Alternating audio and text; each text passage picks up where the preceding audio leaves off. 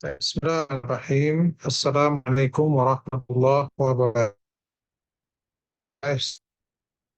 Wa syukru lahu ala taufiqihi wa amtinanih. Wa ashhadu an la ilaha illallah wahdahu la syarika lah ta'ziman li sya'nih. Wa ashhadu anna Muhammadan abduhu wa rasuluhu adda'i ila ridwanih.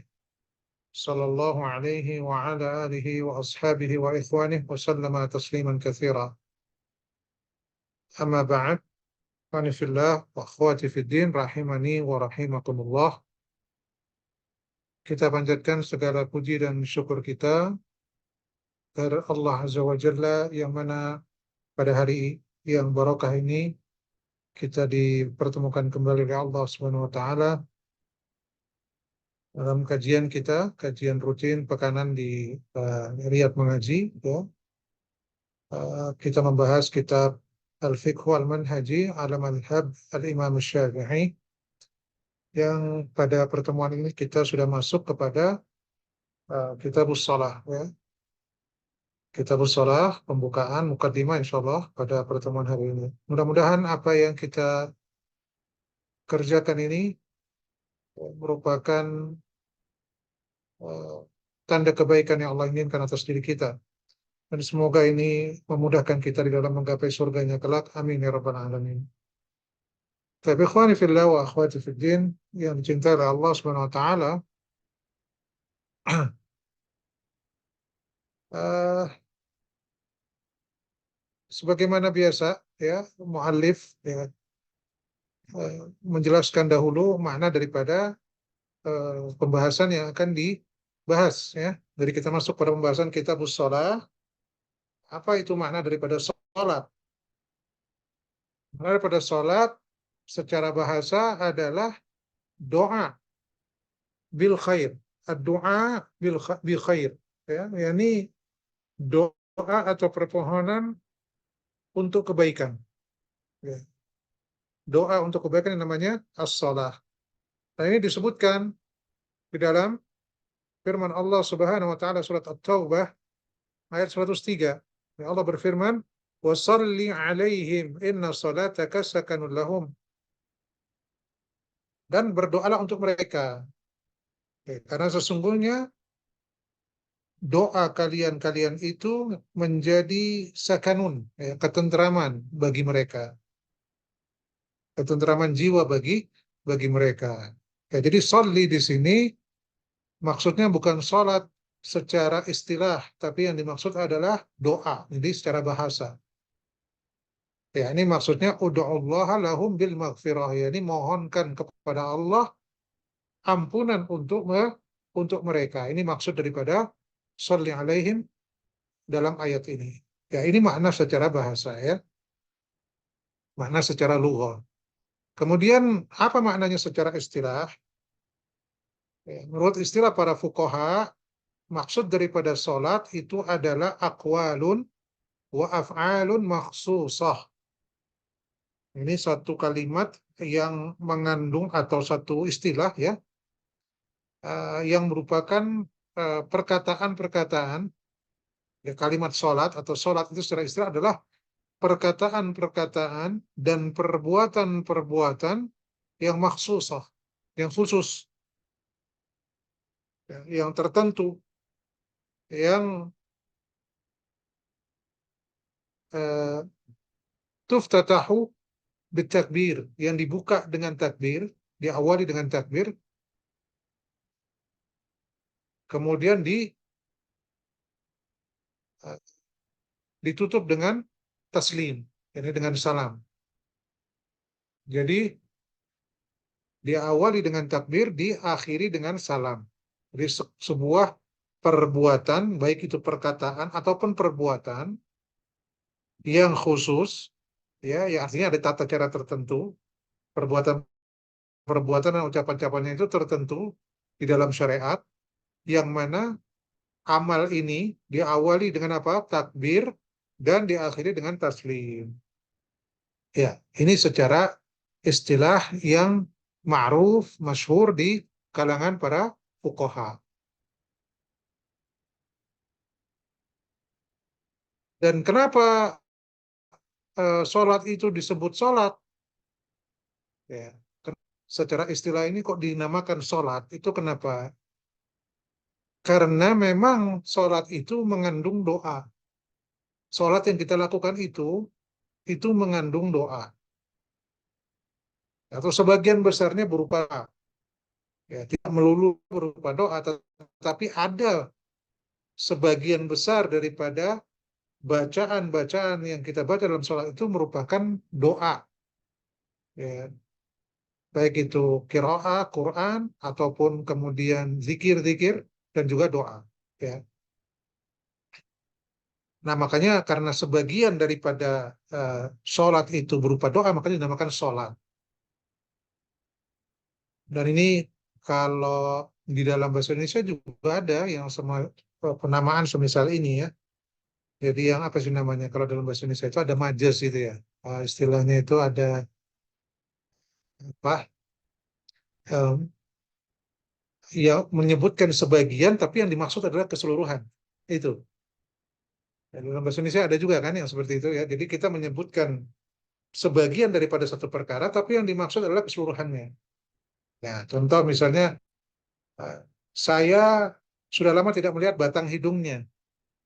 Kita sebutkan cuma batang hidung, tapi maksudnya bukan batang hidung itu yang dimaksud, tapi adalah seluruh orang itu, seluruh jasadnya. Nah, ini sama seperti sholat ini. Sholat tentu saja bukan doa saja isinya. Di sana ada gerakan, di sana ada zikir, di sana ada qiraah, tapi ada sebagian juga berupa doa. Nah, makanya kemudian ini dinamakan dengan sholat seperti itu, ya. Jadi sholat itu dinamakan sholat karena memang sebagian daripada amaliyah atau rukun daripada sholat itu adalah dia berupa doa. Baik. Kemudian mu'allif menyebutkan tentang hikam dan asrar. Ini maksudnya adalah hikmah-hikmah dan rahasia-rahasia yang terkait dengan sholat. Dan jumlahnya banyak, tapi beliau sebutkan di sini nanti ada 4 saja, ya, untuk meringkas, ya. Karena banyak sekali kalau kita lihat, kita baca kitab-kitab para ulama tentang hikmah kenapa sholat ini disyariatkan, ya, itu banyak sekali, banyak sekali. Nah, kita sebutkan di sini yang pertama, eh, agar orang itu, ya, ketika dia sholat, dia itu memperhatikan hawiyatihi al-hakikiyah. Apa maksudnya hawiyah? Hawiyah itu kalau di Saudi kita sebut seperti bitoko hawiyah, itu identitas, ya, kartu identitas namanya bitoko hawiyah. Nah, ini hawiyah itu maksudnya apa? Identitas kita. Jadi orang itu hendaknya mereka memperhatikan identitas mereka yang hakiki. Kita ini apa toh? Makanya kata para ulama atau para penulis ini, hawiyah ini apa? Kita ini adalah hamba milik Allah. Hamba. Mau setinggi apapun kita di dunia, pangkatnya, tetap saja kita ini adalah statusnya atau hawiyah kita, identitas kita di hadapan Allah itu adalah hamba, abdun mamluk, ya, lillah. Hamba milik Allah Subhanahu wa taala.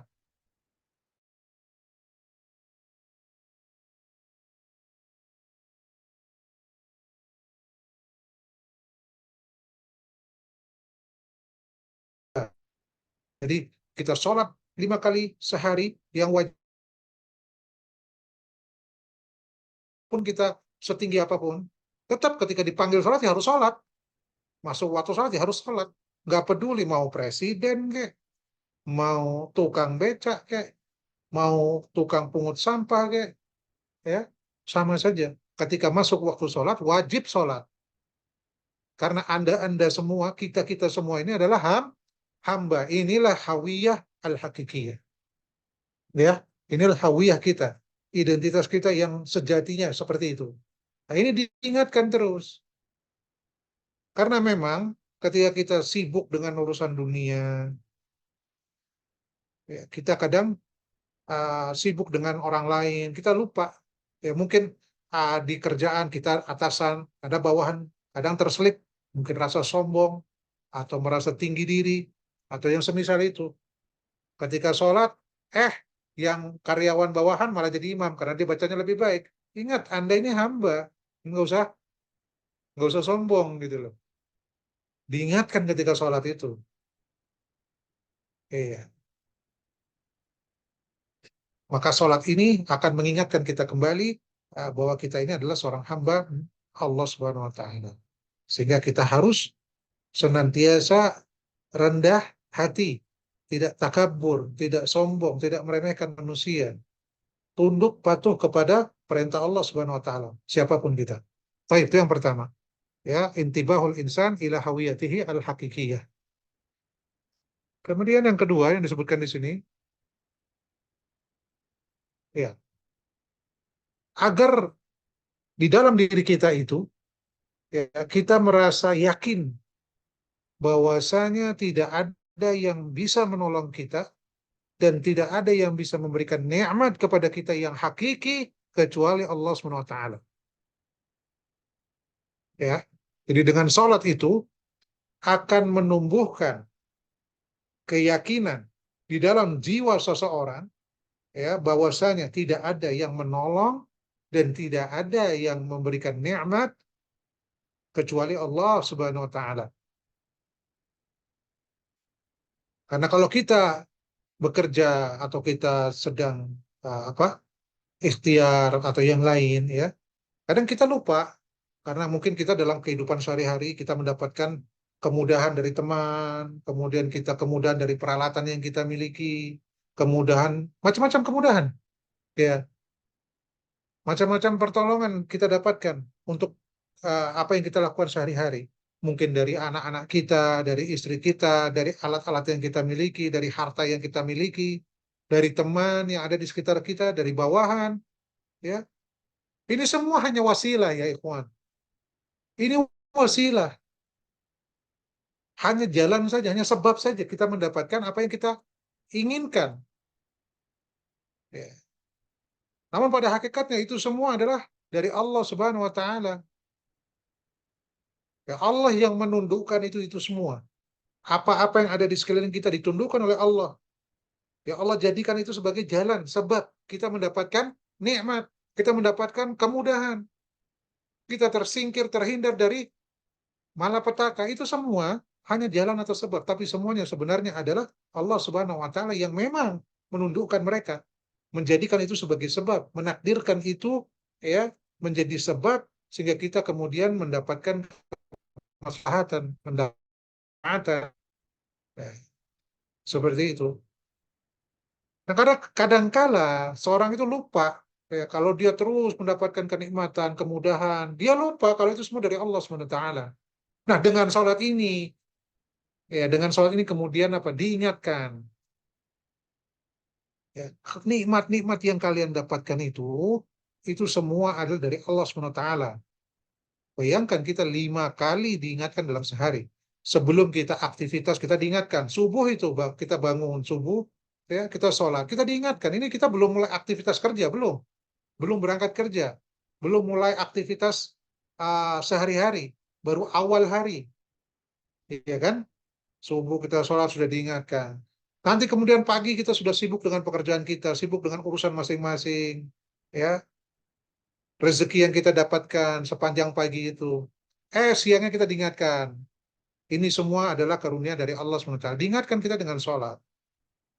Nanti siang lanjut lagi kerja sampai sore. Sore diingatkan lagi. Asar, masuk waktu asar. Kemudian kita pulang. Sebelum tidur diingatkan lagi. Ya, Isya, ingatkan kita.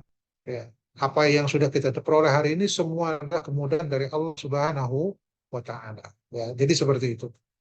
Karena seseorang itu ya, ketika dia memang dengan kemudahan di dunia, nikmat di dunia, kenikmatan di dunia, tapi tidak pernah kembali kepada Allah, tidak pernah sujud kepada Allah, dan dia terus-terusan dalam kenikmatan dunia, maka kadang-kadang itu melalaikan dia.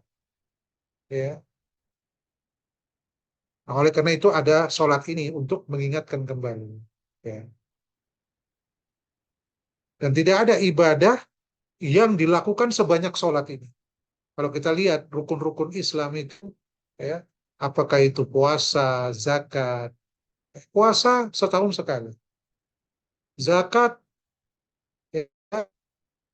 Kalau memenuhi haulnya setahun sekali. Dan itu pun kalau punya harta. Ya, sanggup untuk berzakat. Haji apalagi seumur hidup sekali. Cuma sholat ini yang 5 kali sehari. Jadi tidak ada ibadah yang bisa mengembalikan seseorang, menyadarkan seseorang ya untuk sadar akan identitas dia, sadar akan kelalaian dia, kecuali sholat. Makanya sholat ini amal yang disebut dengan tiang agama,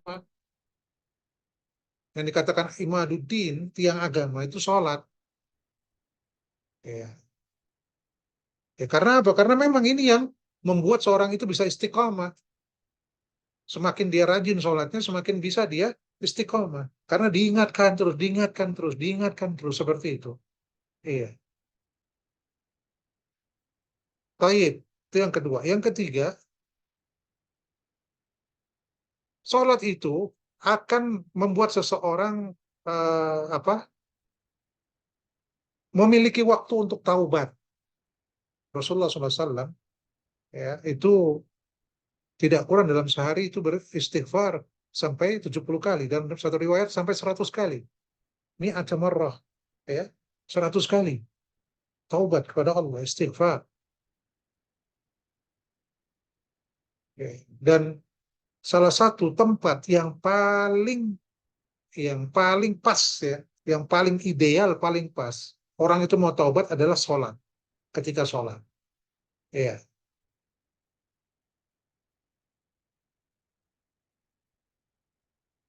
Ketika itu kita akan berdiri di hadapan Allah Subhanahu wa taala, kita akan meletakkan dahi kita ini di bawah ya. Kita tempelkan di bawah menunjukkan bagaimana kerendahan kita. Itulah saat kita terdekat dengan Allah Subhanahu wa taala. Saat bersimpuh di hadapan Allah yang menunjukkan bagaimana kerendahan kita. Ya, bahwa kita sangat butuh kepada ampunan dari Allah, butuh maghfirah, rahmat dari Allah Subhanahu wa taala. Ya. Bayangkan ini diingatkan dalam sehari itu berulang-ulang. Makanya di sini disebutkan ya, sebuah hadis yang diriwayatkan dari sahabat Jabir ibn Abdullah radhiyallahu taala anhu. Hadisnya diriwayatkan Imam Muslim. Rasulullah Shallallahu alaihi wasallam bersabda, "Mathalu salawatil khams kamathali nahrin jarin ghamrin ya hadikum." Permisalan permisalan solat-solat yang 5 itu adalah seperti sungai yang mengalir yang banyak airnya. Ghamrin itu katsiratul miyah ya. Ghamrin itu maksudnya adalah airnya banyak. Sungai yang mengalir yang banyak airnya di depan pintu rumah kalian. Yaqtasilu minhu kulla yaumin khamsa marrat. Yang mana seseorang itu mandi dari air sungai tadi 5 kali sehari. Jadi setiap keluar rumah kita harus lewatin itu sungai, kita mandi sekalian.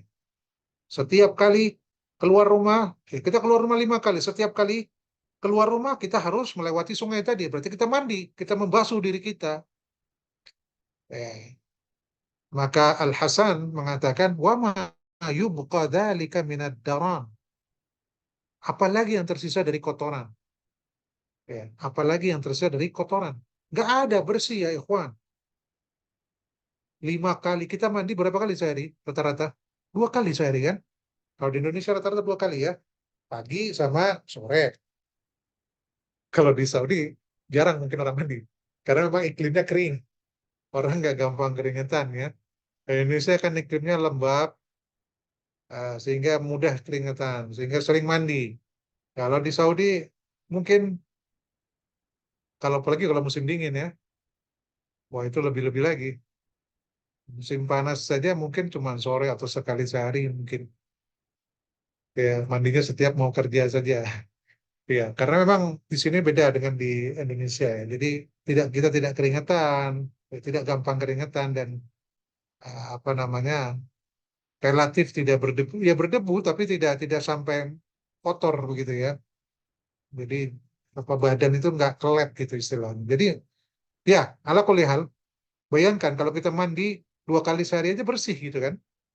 Yang sering kita lakukan di Indonesia, 2 kali sehari mandi itu terasa bersih gitu. Bayangkan ini 5 kali sehari.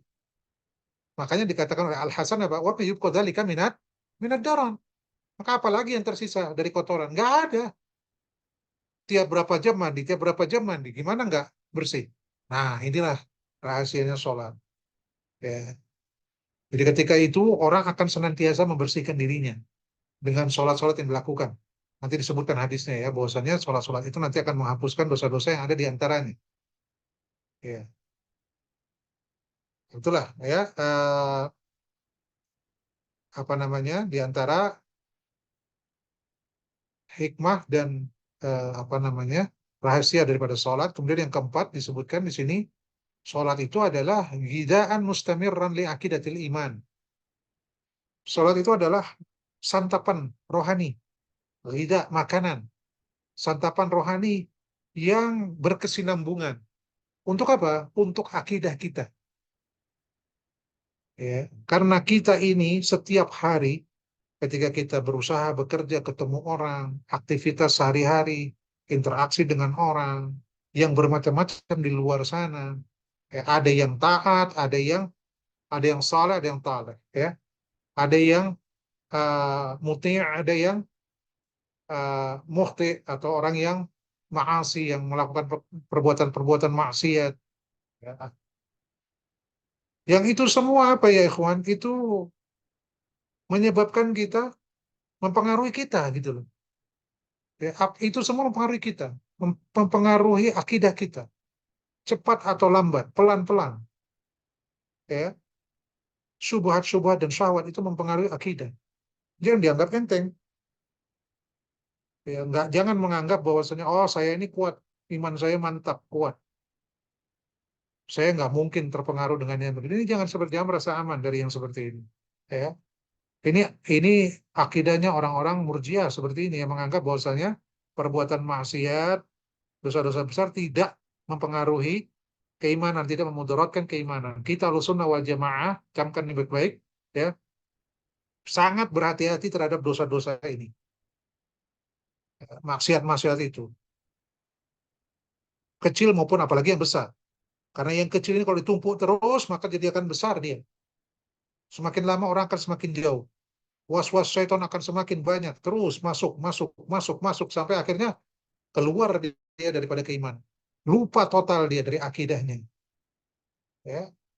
Yang namanya syubhat, ini lebih parah dan lebih berbahaya daripada syahwat. Ini hati-hati. Ya, syubhat lebih berbahaya daripada syahwat. Syubhat itu kalau sudah masuk itu bercokol di dalam, susah sekali. Syahwat saja masuk itu kadang susah kita mau keluar.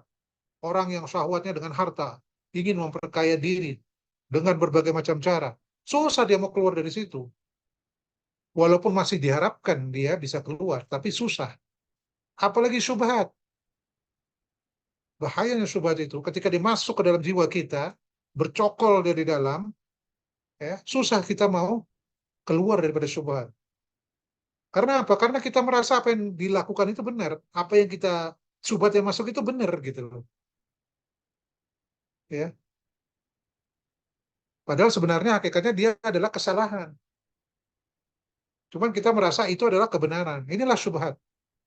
Hati-hati dengan ini. Karena dia bercokol dalam diri kita dan terus seperti itu. Ya, terus dia lalai. Kemudian akhirnya apa? Akhirnya dia sampai kepada juhud, ingkar terhadap Islam, iman. Ini terjadi karena memang tidak pernah mau kembali kepada Allah SWT. Dan saat untuk kembali kepada Allah itu adalah apa tadi? Ketika sholat. Makanya sholat itu adalah hikmahnya, dia adalah ghidaan mustamirran. Dia adalah santapan rohani yang terus menerus setiap jam kita diingatkan, setiap beberapa jam diingatkan. Ayo kembali kepada Allah. Bayangkan kita nggak pernah sholat, nggak pernah taubat, nggak pernah merasa salah, terus kita dihantam yang seperti ini. Bisa dibayangkan bertahun-tahun seperti itu. Kira-kira bagaimana? Ya. Ah, makanya ini adalah hikmah daripada sholat. Kita terus diingatkan. Untuk apa? Untuk santapan rohani kita. Mungkin kita turun sedikit keimanan gara-gara was-was yang ada di luar, ada syubhat di sana, ada syahwat di sana, turun kita keimanan, tingkatkan lagi. Dengan apa? Dengan sholat. Kita mohon ampun pada Allah dari kesalahan kita, ya, yang kita terjadi di antara sholat tadi, ingatkan lagi oleh Allah SWT di situ. Ya, seperti itu. Ya, beliau di sini sebutkan, ya, itu ibaratnya seperti apa? Orang yang apa? Ibaratnya seperti sebuah pohon yang dipotong, ya, pohon yang dipotong atau diputuskan dari air, jadi tidak diairi lagi, maka apa yang terjadi? Tadbul, pohon itu akan menjadi tadbul, apa? Tadbul itu layu, ya. Perlahan-lahan dia akan layu terus begitu. Kan nggak langsung serta-merta langsung akan layu, tidak, tapi dia akan layu pelan-pelan. Ya itulah orang yang tidak pernah sholat. Dia seperti diputus sumber apa airnya atau sumber makanannya. Ya pelan-pelan dia akan layu sampai akhirnya dia mati. Iya, seperti sebagaimana pohon. Setelah mati, pohon itu akan menjadi kayu bakar. Iya. Nah itulah ya. Jadi seorang Muslim harus senantiasa melakukan ini, sholat. Kenapa? Karena dengan itu dia akan diingatkan terus, diingatkan lagi, terus seperti itu. Sehingga keimanan itu turun, naik lagi. Ya. Makanya kalau kita iman kita lagi turun ya ikhwan, maka paksa diri untuk sholat, paksa diri untuk sholat, ya. Terutama sholat jamaah di masjid, paksa. Ya. Hadir bersama kaum muslimin jamaah sholat di masjid. Ya. Ya, kalau iman lagi turun paksa, jadi jangan dibiarkan, paksa saja. Jangan mau kalah dengan apa godaan daripada syaitan, was-was daripada syaitan. Paksa diri kita. Wah, baik. Karena kalau kita nggak begitu, karena akan senantiasa dalam pekerjaan itu nggak ada habis-habisnya. Tiap hari akan ada, selalu ada seperti itu. Ya kalau kita nggak memaksa diri kita, ya nggak akan jalan. Ya harus kita paksa untuk menghadapi godaan-godaan duniawi. Ya. Tinggalkan sebentar untuk melakukan sholat. Ya. Baik, ikhwan fillah, itu diantara hikmah dan rahasia daripada sholat yang disebutkan oleh uh, mu'allif di dalam pembahasan ini. Kemudian kita pindah pada pembahasan selanjutnya tentang sejarah atau tarikh ya disyariatkan daripada sholat. Dan sholat ini merupakan ibadah yang qadimah, ya, as-salatu minal ibadatil qadimah fi masyru' fi masyru'iyatiha. Jadi sholat itu merupakan ibadah yang qadim, ibadah yang sudah lama, bukan baru ibadahnya di zamannya Nabi Muhammad SAW. Di zaman sebelum itu pun sudah ada yang namanya ibadah salat. Ya. Di antaranya dibawakan dalilnya dalam surat Maryam ayat 55. Wa kana ya'muru ahlahu bis salati waz zakati wa kana 'inda rabbih mardiyya. Ya. Dan ya dan dia menyuruh ahlinya yakni keluarganya untuk salat waz zakat dan juga zakat wa kana 'inda rabbih mardiyya. Dan dia adalah seorang yang diridhoi di sisi Allah Subhanahu wa taala. Ini siapa ini? Nabiullah Ismail alaihi salam. Ya, Nabiullah Ismail alaihi salam memerintahkan kepada keluarganya, istri-istrinya dan anak-anaknya ya untuk sholat dan untuk zakat ya. Ya, itu seperti itu. Jadi ini sudah ada di zaman Nabi Ismail. Bahkan sebelumnya zaman Nabiullah Ibrahim alaihissalam. Zaman Nabi Musa juga sudah ada ya. Zamannya Nabi Isa ada. Jadi zamannya setiap nabi ada yang namanya ibadah sholat. Jadi ibadah yang qadimah. Ya, dalam Quran surat Maryam ayat ke-31 disebutkan wa ausani bis salati waz zakati ma dumtu hayya. Ini Nabi Isa alaihissalam ya. Dan Allah telah memerintahkan kepadaku untuk sholat dan zakat selama aku hidup. Ya.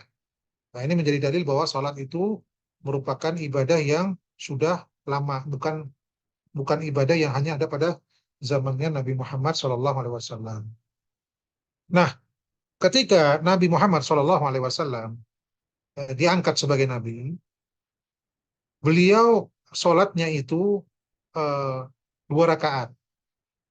Ya, ini awal-awal ya, ketika beliau diangkat sebagai nabi, itu sholatnya 2 rakaat. Kullu sobahin wa yusolli rakaat ini kullu masa.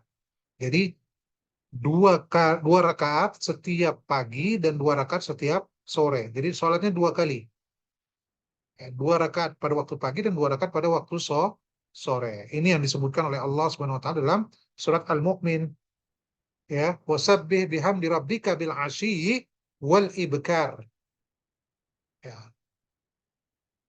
wasabbih bihamdi rabbika bil ashiyyi wal ibkar, dan bertasbihlah dengan memuji Tuhanmu pada waktu asyi, pada waktu sore, wal ibkar, dan pada waktu pagi.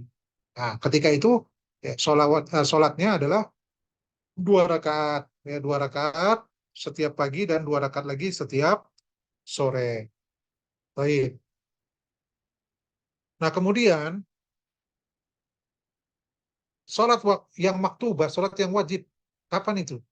Wahia sholawatul mafruḍah ala kulli muslim mukallaf.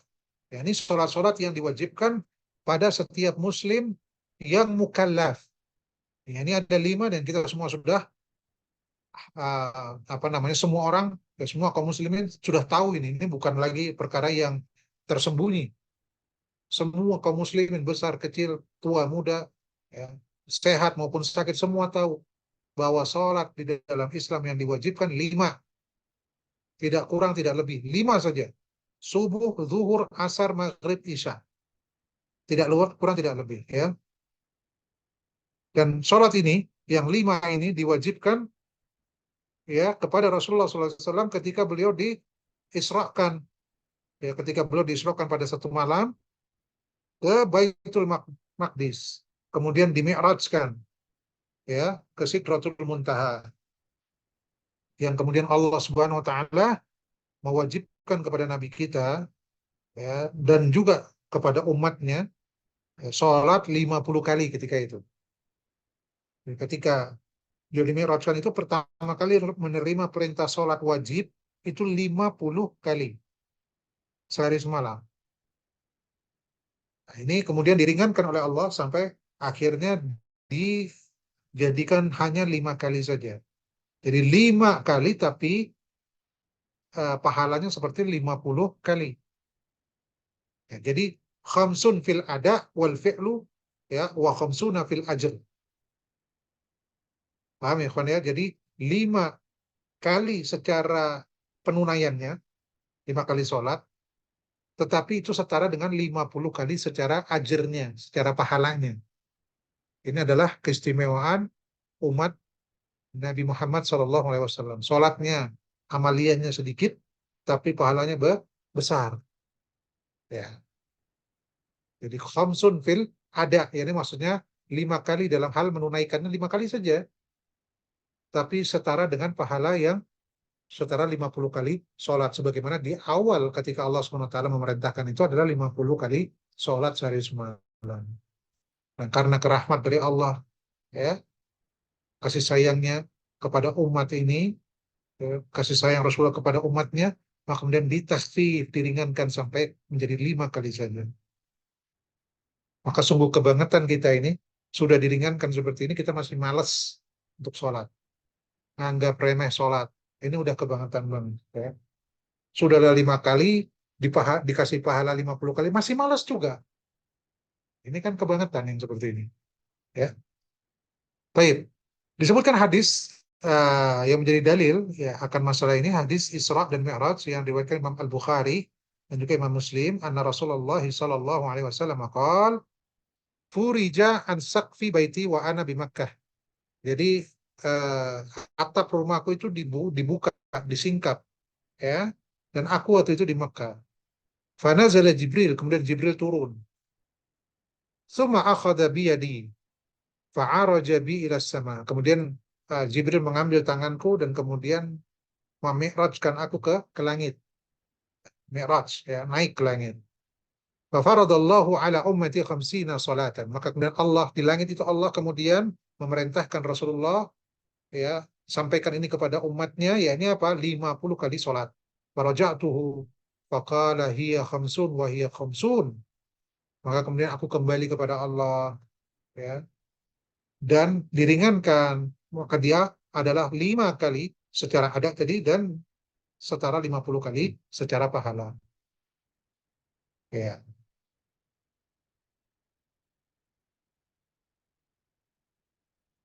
La yubaddalul qawlu ladayya, dan tidak lagi ditukar lagi. Artinya sudah itu, sudah final gitu ya. Jadi nggak ada lagi dikurangi lagi, tidak. Jadi 5 kali sholat sehari semalam. Nah, eh, peristiwa Isra ini terjadi, ya, disebutkan di sini adalah 18 bulan sebelum Rasulullah SAW hijrah ke Madinah. Hadis al-Isra, ini maksudnya haditsatul Isra, peristiwa Isra Mi'raj itu terjadi kapan? 18 bulan, ya, di tsamaniyata asyar syahran, 18 bulan sebelum beliau hijrah ke Madinah. Dan 5 sholat inilah kemudian menasakh 2 sholat yang beliau lakukan ketika pagi dan 2 rakaat ketika, afwan, 2 rakaat ketika pagi dan 2 rakaat ketika sore. Kan tadi sebelumnya sholatnya itu apa? 2 rakaat pagi, 2 rakaat ketika sore. Nah, kemudian ketika diisrokan, turun perintah 5 sholat ini. Nah, ini menasakh, menghapuskan uh, sholat yang kaifiahnya dilakukan seperti yang sebelumnya tadi, ya. Itu dihapuskan, diganti dengan 5 kali sholat sehari semalam. Baik. Kemudian Mu'alif membawakan beberapa dalil dari Al-Quran dan juga hadis yang terkait dengan disyariatkannya sholat ini, ya. Di antara dalam Al-Quran, Allah SWT berfirman dalam surat Rum ayat ke-17 dan 18. Fasubhanallahi hina tumsuna wa hina tusbihun. Ya, segala puji bagi Allah, Maha Suci Allah. Fasubhanallah, Maha Suci Allah. Hina tumsun, ketika pada waktu sore. Wa hina tusbihun, dan ketika kalian berada pada waktu pagi. Walahul hamdu fis samawati wal ard wa ashiya wa hina tudhirun. Dan baginya lah, ya, segala puji di langit dan di bumi pada waktu sore, wahina tudhirun, dan pada waktu zuhur. Ya. Ibnu Abbas radhiyallahu taala anhuma mengatakan, arada biqaulihi hina tumsun, dalam ayat ini ketika Allah SWT mengatakan fasubhanallahi hina tumsun ay salatul maghrib wal isya, ya. Salatul maghrib wa salatul isya. Kemudian wahina tusbihun, maksudnya apa? Salatus subh. Nah, ini sudah 3, ya. Ini hina tumsun pada waktu sore apa saja? Maghrib, isya. Kemudian wahina tumsun atau wahina tusbihun itu pada waktu subuh. Sudah 3, ya. Wa asyiya salatul asr. Wa asyiya itu salat asar. Wahina tudhirun ini maksud salat zuhur. Nah, inilah dalil dari Quran yang menunjukkan 5 sholat. Baik. Kemudian juga dalam ayat yang lain, walaupun tidak dijelaskan kapan waktunya, tapi disebutkan bahwasanya sholat itu adalah wajib bagi setiap mukmin yang waktunya telah ditetapkan, ya, mau kuta.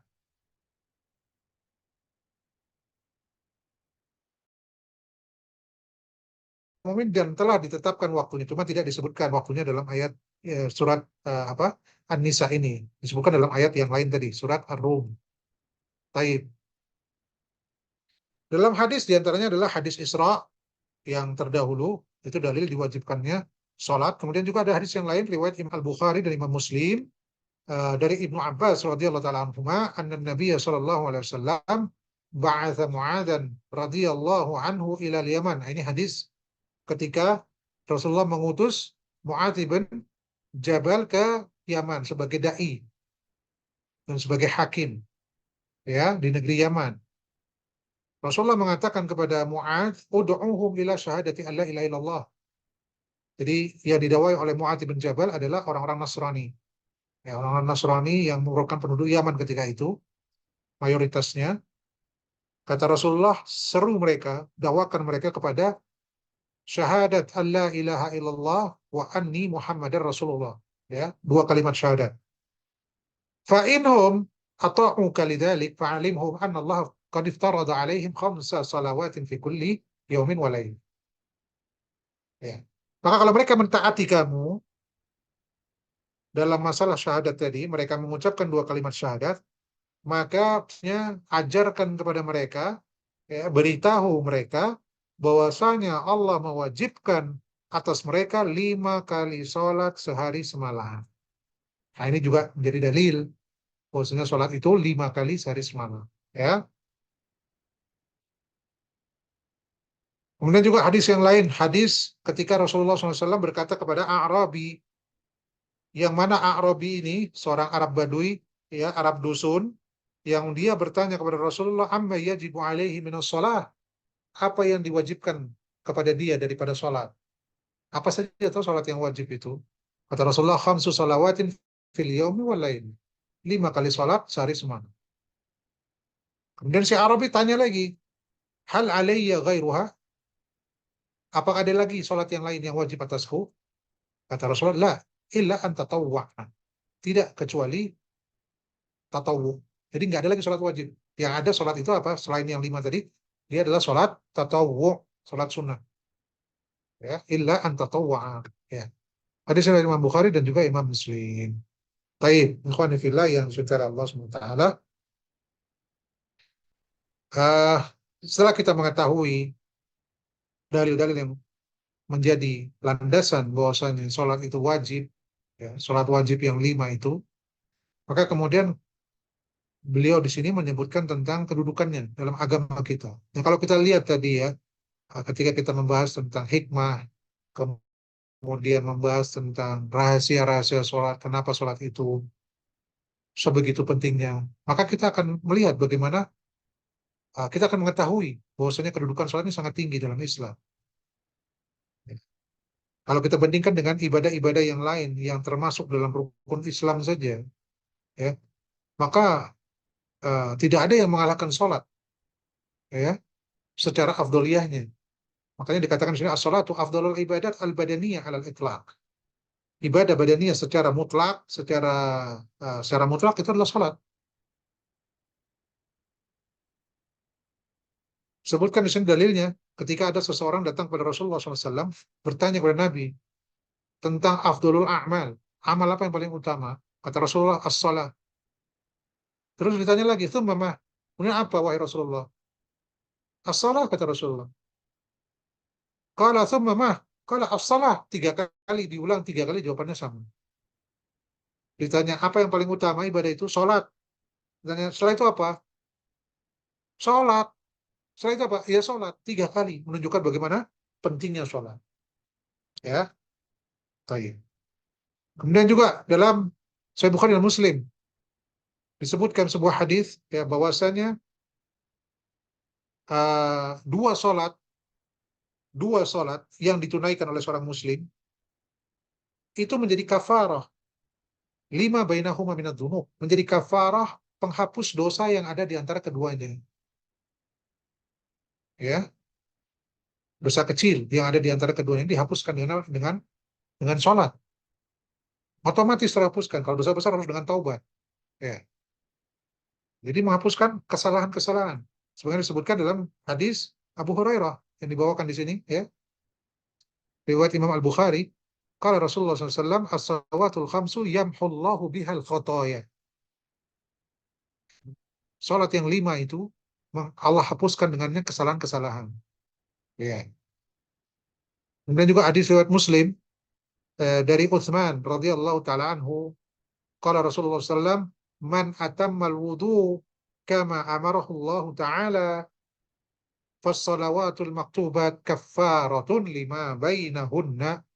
Barang siapa yang menyempurnakan wudunya sebagaimana Allah perintahkan, kemudian setelah itu dia mengerjakan sholat-sholat yang wajib, maka dia adalah sholat yang wajib tadi adalah kafaratun lima bainahunna, ya. Dia kafarah antara apa yang ada di antara sholat-sholat tersebut. Ya. Jadi sholat itu kedudukannya sebagai ibadah yang paling afdol, ibadah badaniyah yang paling afdol, paling afdol. Ya.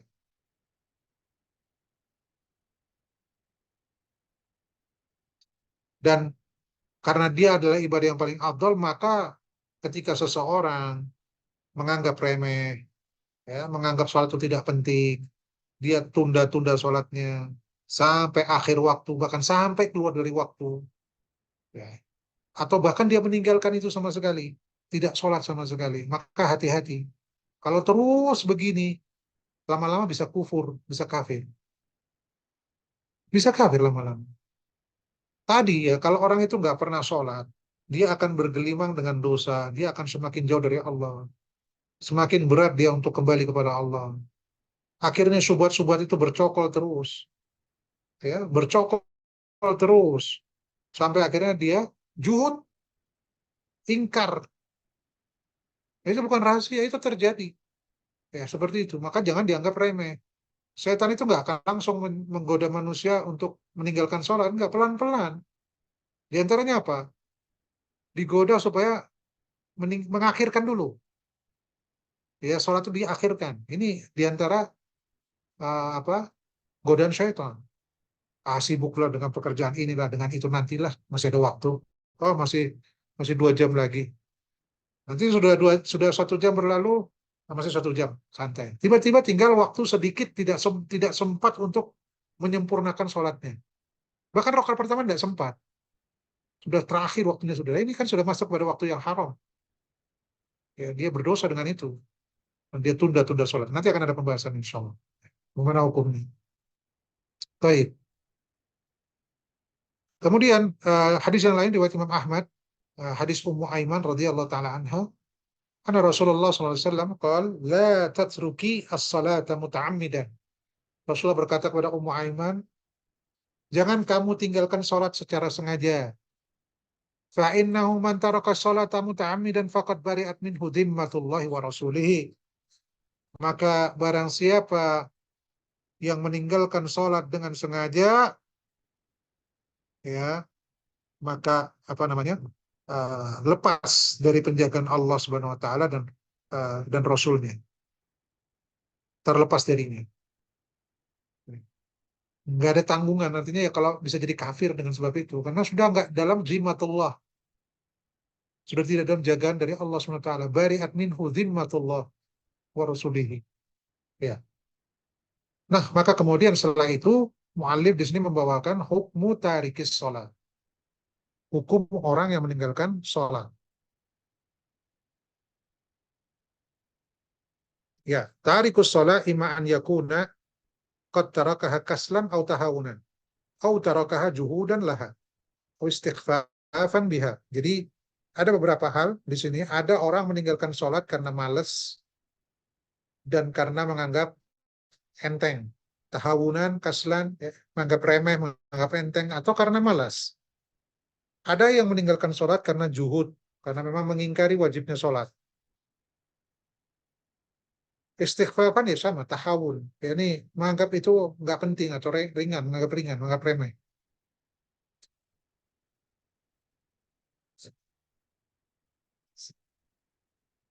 Fa'amma man tarakaha jahidan liwujubiha, barang siapa yang meninggalkan sholat karena mengingkari wajibnya sholat, au mustahzi'an biha, atau karena mustahzi, ya, istihza itu menganggap apa ya, menghina amalan sholat itu, mengolok-olok amalan sholat, maka ini yang seperti ini hukumnya kafir, murtad, keluar dari Islam.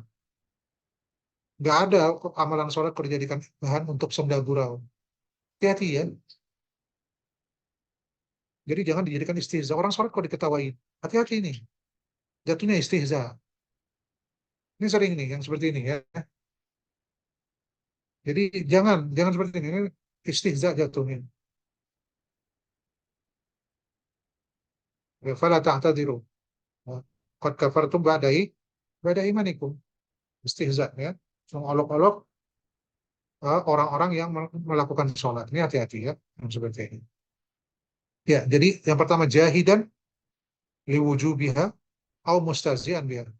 Ini para ulama yang mengatakan ya, bukan kita yang mengatakan. Ini para ulama. Kita belajar dari kitabnya para ulama yang mengingkari wajibnya sholat, yang mengatakan sholat 5 waktu itu nggak wajib, atau istiza dengan sholat itu. Orang menegakkan sholat kok diketawain, ya, atau dianggap dihina dan lain sebagainya. Maka hati-hati yang seperti ini. Kot apa kafarat, ya, kafir dengan apa yang dia lakukan, murtad keluar dari Islam. Maka kemudian apa yang terjadi? Wajib bagi pemerintah atau hakim dalam hal ini, ya, untuk memerintahkan orang ini taubat.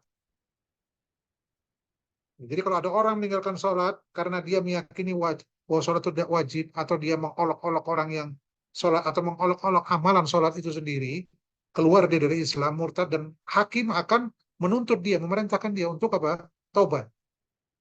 Fa in taba wa aqama shalah fadha. Kalau dia taubat kemudian dia tegakkan sholat-sholat yang dia tinggalkan, mengqadhanya, maka itu yang memang seharusnya dilakukan. Wa illa kutila ala annahu murtad.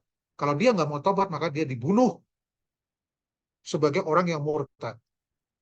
Waliyadzubillah, ya. Jadi dia dibunuh, diminta tobat, nggak mau tobat, dibunuh. Penggal. Kenapa? Karena dihukumi sebagai orang murtad, keluar dari Islam, murtad. Dan namanya orang murtad kafir, keluar dari Islam. La yajuzu ghusluhu wala takfinuhu wala salatu alaih kama la yajuzu dafnuhu fi maqabiril muslimin li'annahu laisa minhum. Ya, tidak boleh dimandikan, tidak perlu dimandikan, tidak usah dimandikan, tidak perlu dikafani, tidak usah, nggak perlu disolatkan, nggak boleh. Sebagaimana nggak boleh juga dimakamkan di kuburannya kaum muslimin, karena mereka bukan orang Islam. Ya, tegas, ya, para ulama tegas dalam masalah ini. Yang mau mengingkari wajibnya sholat, yang istihza dengan sholat dan ahli sholat, hati-hati, kafir, kafir Anda, ya, hati-hati dengan ini. Kemudian harus diminta bertaubat. Kalau tidak mau bertaubat, dibunuh oleh siapa? Hakim yang menegakkan ini, ya, bukan orang per orang, ya, hakim. Baik. Jadi jangan kita yang menegakkan ini hakim.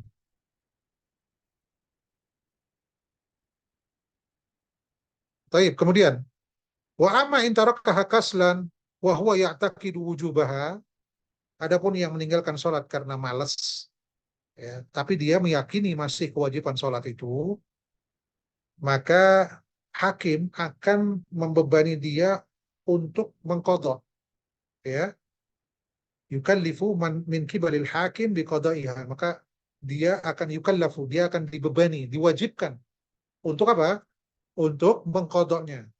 Paham ya, ikhwan, ya? Jadi kalau ada orang malas, dia tinggalkan sholat itu. Bukan karena dia mengatakan sholat itu nggak wajib, enggak. Ya malas saja ngerjakan. Ini kan banyak yang seperti ini terjadi di negeri kita. Orang nggak meninggalkan sholat. Tapi kalau ditanya sholat wajib nggak? Ya wajib. Cuma dia yang malas saja, dia nggak melakukan itu. Maka apa yang diwajibkan di sini bagi dia?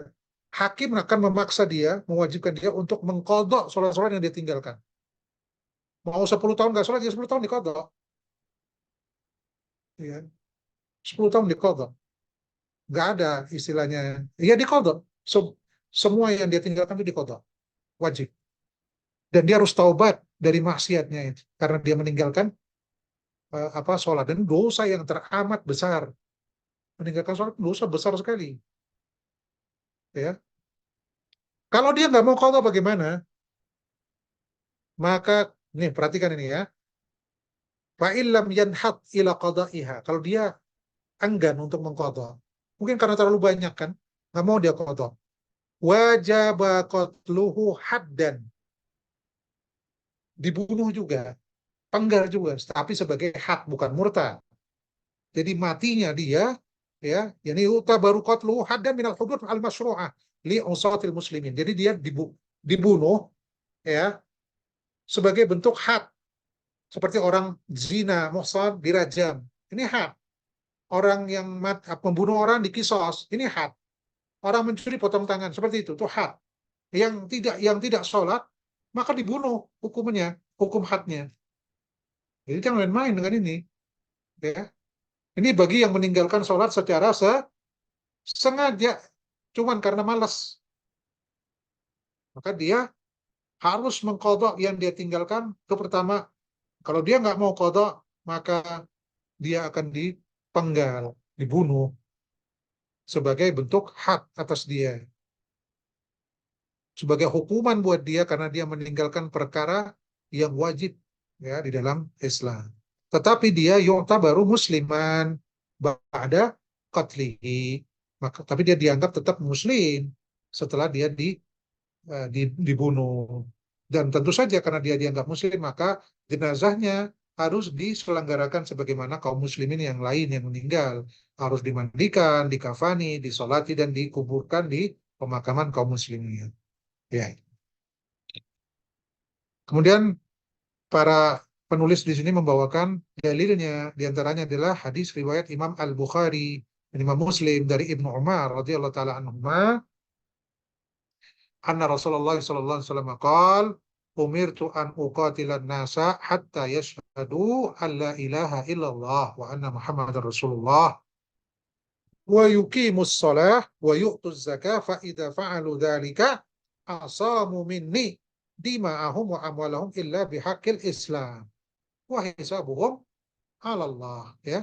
Aku diperintahkan untuk memerangi manusia sampai mereka bersyahadat la ilaha illallah Muhammadar Rasulullah, kemudian menegakkan sholat dan menunaikan zakat.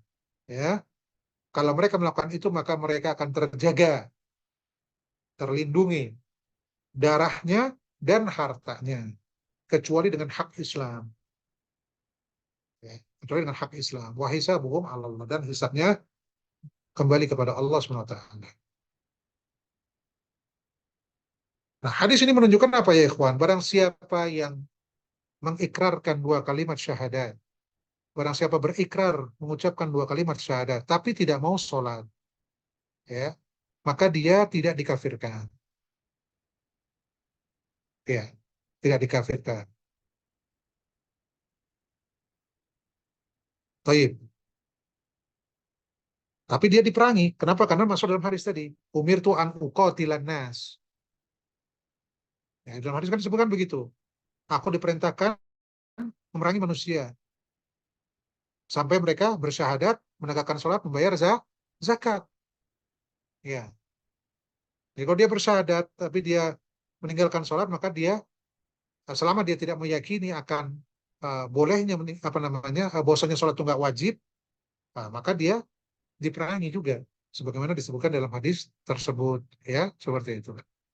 Hadis yang lain, hadis Abu Dawud, ya, dari Ubadah ibn Samit radhiyallahu anhu qala sami'tu Rasulullah sallallahu alaihi wasallam yaqul khamsu salawatin katabahunna Allah 'alal ibad, ya, khamsu salawatin katabahunna Allahu 'alal ibad, 5 salat yang Allah wajibkan kepada para hamba.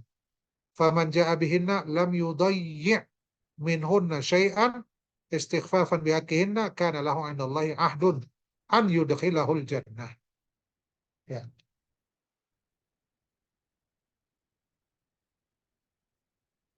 Maka barang siapa yang mengerjakan 5 sholat tadi, tidak menyia-nyiakan satupun daripada sholat tadi karena menganggap istighfaf, ya, karena apa namanya, menganggap remeh, ya, tentang wajibnya sholat, maka kana lahu indallahi ahdun an yudkhilahul jannah. Maka apa namanya? Maka dia memiliki perjanjian di sisi Allah bahwa dia akan dimasukkan ke dalam surga. Ya. Maka dia memiliki ahdun. Ahdun itu ya perjanjian. ahdun perjanjian dengan Allah agar dia dimasukkan ke dalam surga. Wa man lam ya'ti bihinna, barang siapa yang tidak melakukan sholat, falaisa lahu indallahi ahd, maka tidak ada jaminan dari Allah. Jadi ada janji dari Allah. Insya'a adzabahu wa insya'a adkhalahul jannah. Kalau Allah menghendaki Allah akan adzab, kalau Allah menghendaki Allah akan masukkan surga. Ini nggak ada jaminan. Ini bagi orang-orang yang meninggalkan sholat. Ya, ya. Faqadalla ala anna tarikas shalah la yukfar. Nah, ini dalil-dalil menunjukkan bahwasanya orang yang meninggalkan sholat tidak kufur. Kenapa ya, kawan? Kalau dia kafir, ya maka tentunya tidak dimasukkan ke dalam surga. Bagaimana?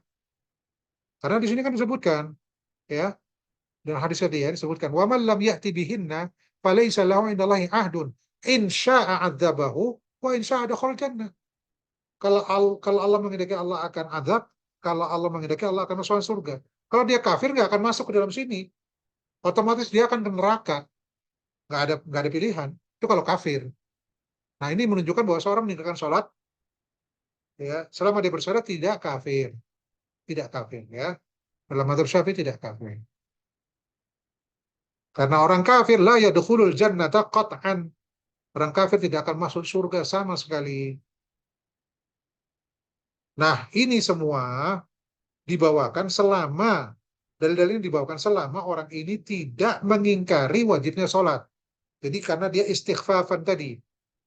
Ya, disebutkan dalam hadis tadi apa? Lam yudayyi' minhunna syai'an istighfafan. Jadi yang menjadi alasan dia meninggalkan sholat itu karena istighfaf. Bukan karena juhud akan wujudnya, akan wajibnya. Paham ya? Itu.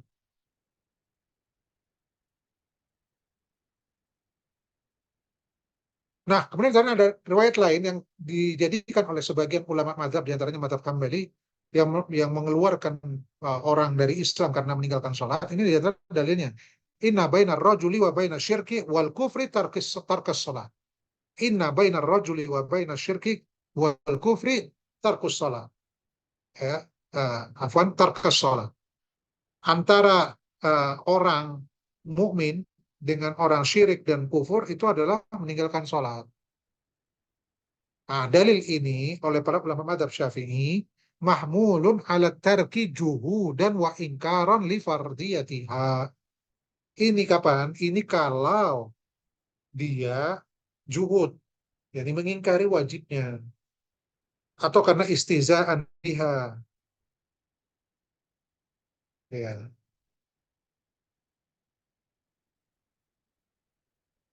Ya, istizaan atau istighfaf dalam artian istighfaf, dalam artian apa namanya, ya tidak menganggap itu sebagai wajib gitu ya, mengingkari juhudnya. Iya. Jadi itu ya, dalam mazhab Syafi'i, selama orang itu meninggalkan sholatnya karena males atau karena apa, menganggap remeh sholat ya, bukan karena juhud mengingkari wajibnya, maka dia masih dihukumi muslim. Dan ingat, ini bukan perkara yang remeh. Hakim harus meminta mereka-mereka yang meninggalkan sholat ini untuk bertaubat. Kalau dia meninggalkan sholat karena menganggap itu tidak wajib, maka dia murtad, diminta bertaubat, ya, oleh hakim. Kalau dia bertaubat, alhamdulillah. Dan dia apa namanya? Kalau dia tidak bertaubat, maka dia dibunuh, ya, dan dia dibunuh sebagai orang murtad. Jadi matinya kafir. Adapun orang yang meninggalkan sholat karena dia uh, males misalnya, ya, maka dia juga diminta untuk bertaubat dan diminta untuk mengqadha. Ya, diminta untuk mengqadha. Nah, eh, kalau dia mengkodok, alhamdulillah. Kalau dia tidak mau mengkodok, maka dia di apa dihukum had, yakni dibunuh juga. Tapi matinya dalam keadaan muslim. Ya, saya kira kita cukup dulu sampai pada poin ini. Insya Allah pada pertemuan mendatang kita akan bahas tentang waktu-waktu sholat yang wajib. Wabillahi taufiq wal hidayah. Wassalamualaikum warahmatullahi wabarakatuh. Assalamualaikum warahmatullahi wabarakatuh. Jazakallahu khairan, Waalaikumsalam. Pak Ustaz. Buat jamaah, kawan dan akhwat, bapak-bapak dan ibu-ibu yang mau bertanya, mungkin apabila ada pertanyaan, dipersilahkan untuk bertanya, mungkin melalui kolom chat bisa juga mungkin nanti raise hand.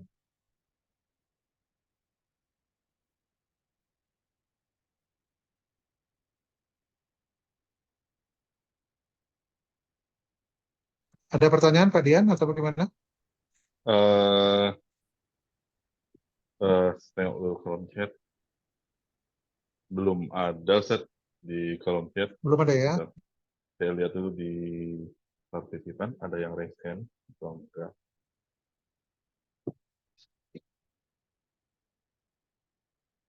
Hmm, belum ada yang bertanya. Mungkin gimana Ustaz? Mau ditunggu dulu atau Ya mungkin kalau tidak ada, mungkin ini karena bahasanya belum masuk pada detail-detail ya. Jadi insya Allah mungkin tidak ada pertanyaan. Ya kalau tidak ada kita tutup saja dengan kafaratul majlis. Subhanakallahumma bihamdika asyhadu an la ilaha illa anta astaghfiruka wa atubu ilaik. Wa akhiru da'wana alhamdulillahirabbil alamin. Wassalamualaikum warahmatullahi wabarakatuh. Waalaikumsalam.